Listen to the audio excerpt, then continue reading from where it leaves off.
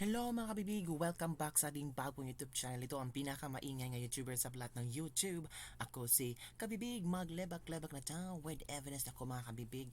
Pinagtawanan ng mga netizen, ng mga maraming Pilipino itong ginagawa ni Martin Romualdez. Itong sobrang paepal ni Martin Romualdez.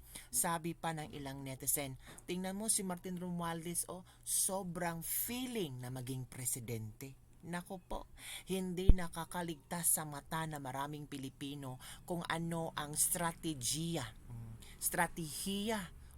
yung ways nila para makuha ang saloobin ng maraming tao. Pero hindi na magpapabudol ang maraming netizen. Sabi nila, oo, namimigay sila ng ayuda sa Davao. Oo, kinuha namin yung ayuda, tinanggap namin yung ayuda, pero sa puso namin, Duterte pa rin.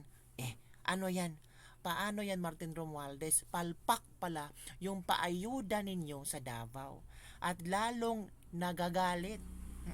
Pinagtawanan, nagagalit, nabuibwisit na ang maraming Pilipino sa sobrang kaipala ni Martin Romualdez. Eto kabibig ha, may videong ipapakita ko sa inyo. Feeling Prime Minister daw. Ito yung si Martin Romualdez.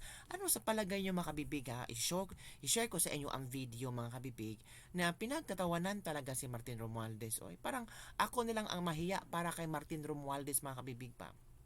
Na bakit ganito yung estilo niya? Bakit gusto lang niyang magpa-epal o gusto lang niyang maramdaman ng mga Pilipino na nandyan siya, willing siyang tumulong? Ito first time in history na isang speaker daw ay nakipag-usap sa AFP. Ano ba ang purpose ni Martin? Dapat sana si President Bongbong Marcos. Proxy lang ba daw itong si Bongbong Marcos at ang totoong presidente ba daw ay si Martin Romualdez? Ito kabibigha, panoorin natin. Grabe! Piling presidente! Busog na busog!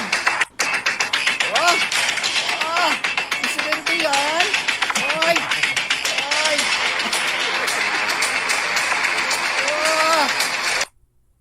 Ayan mga kabibig. Ay! Sus! Ginoo! Sus! Grabe mga lods, muragwa naman ni Namao. Diyos ko! Di ba dapat yung mga magaganyan lang ay ang commander and chief? Grabe, iba na talaga.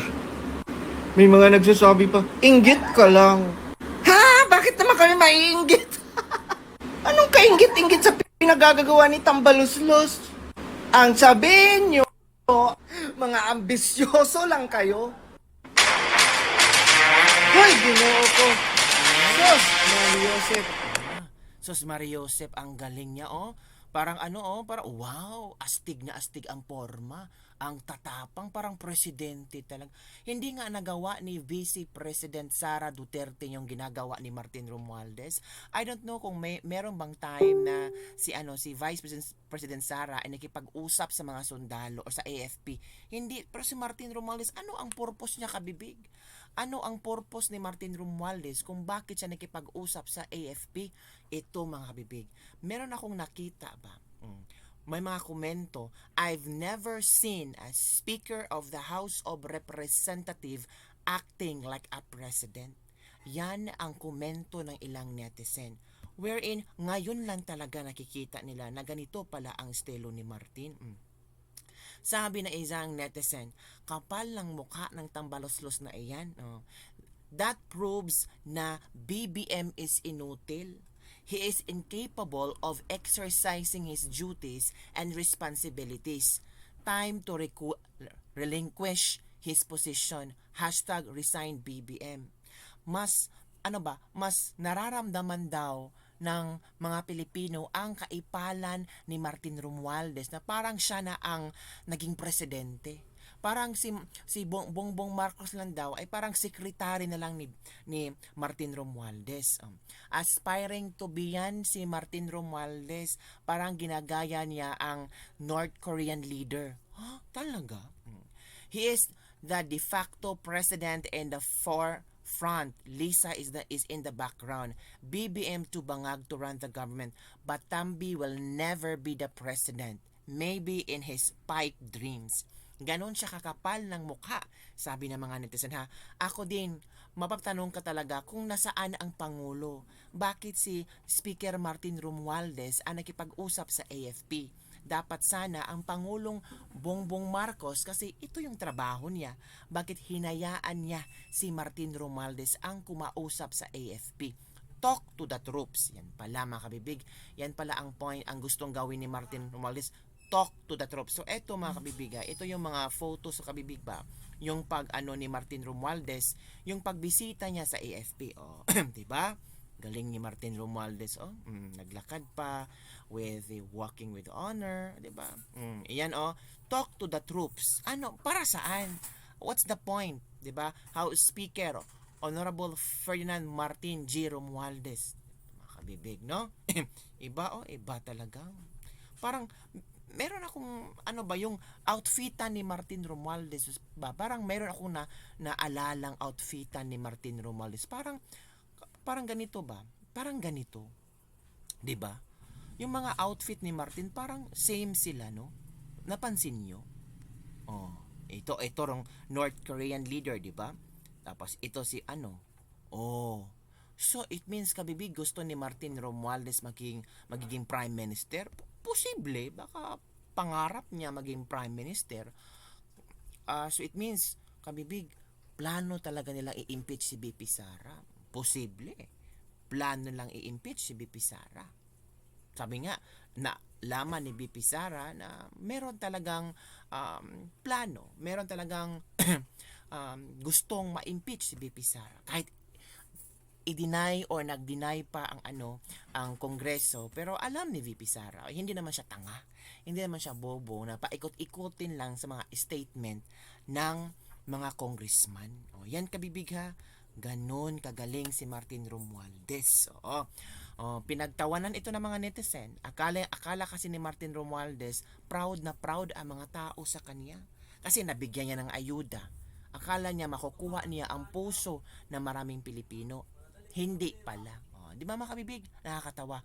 Ito mga kabibig, may isa akong blind item sa inyo. Hala, ano yung blind item mga kabibig? Ito kabibig ha, nabasa ko lang to. Hindi ko alam kung sino ang dito ha. Ito, blind item, insider. Ano yan kabibig? Maghintay kayo, i-share ko sa inyo. Galing ito sa Twitter, nabasa ko lang. Ito Insider Info Taguig Hospital VVIP by Miguel R. Camus. A hospital in Taguig became the scene of intrigue when a VIP couple was airlifted from their residence in Manila for emergency treatment. Hala! Pero hindi pinangalanan ha, blind item kasi. The chatter in the business community was that the couple got into a heated argument during their usual evening wind down after a long day. Things escalated and the wife suffered a head injury while the husband was rushed in with severe breathing problems. Ang asawa daw, ang babaeng asawa, nagkaroon ng injury sa ulo. Tapos yung lalaki, ang problema, ni-rush talaga sa hospital kasi hirap mahuminga. This hospital is known for having the best doctors in the country and excellent facilities. It is the preferred choice for treating wealthy and high-profile patients because of the quality of service and also its strict discretion, especially for its very important guests. The good news is the couple's injuries have been treated successfully and hopefully will party more responsibly in the future. Yan ha, blind item natin yan. Sino kaya mag-asawang itong VVIP? Kaya pala nagpa-Taguig sila kasi itong hospital ng Taguig ay talagang mga high-profile patients lang talaga ang isusugod doon. Tapos, very strict pala ang hospital ito sa Taguig na hindi talaga sila maglalabas ng impormasyon kung sino itong mga VVIP. From the mansion, from the residential sa Manila, para sa emergency treatment, talagang na-airlift talaga to papuntang Taguig mga kabibig. Ewan ko kung sino ang mga guest nyo dyan, pero bahala na kayo mag-comment below kung sino ba itong mag-asawang ito na nag-away, tapos yung babae, duguan sa ulo, tapos yung lalaki hirap huminga kasi sobrang away nila, hindi na makayanan. So yun, yung dalawa, ang VVIP na couple na ito ay airlifted papuntang Taguig para safe at hindi mapag-usapan. Ay natural, quiet talaga ang hospital. So yun mga kabibig ang ating blind item for today. So comment down below kung sino ba ito.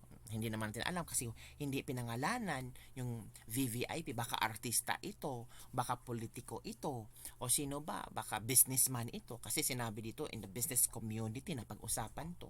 So hindi natin alam mga kabibig. So yun lang po mga kabibig ang ating latest libak-libak for today. Aside from feeling president, itong si Martin Romualdez, ang ating blind item, itong dalawang mag-asawa na sinakay ng ewan ko, helicopter para magpagamot yung asawang babae, duguan sa ulo, yung lalaki naman hirap huminga. At least buhay pa sila ngayon. Yun lang po mga kabibig. Don't forget to like, subscribe, and share this video. Bye everyone. See you next time.